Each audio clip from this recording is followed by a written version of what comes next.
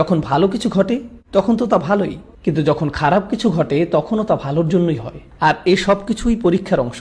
এটাই হলো ইমানের পরিপক্কতা।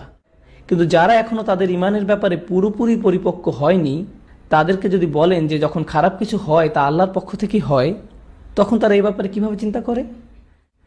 তারা ভাবে আল্লাহ আসলে খারাপ কিছু করেছেন এবং ইচ্ছা করেই করেছেন, কারণ তারা এর চেয়ে বেশি ভাবতে পারে না।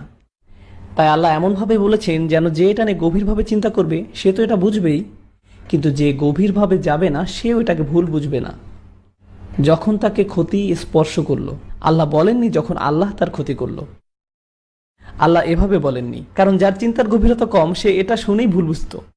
আল্লাহ আসলে ভুলটি শুধরে দিচ্ছেন এভাবে, যখন তাকে ক্ষতি স্পর্শ করলো সে সম্পূর্ণরূপে হতাশ হয়ে গেল।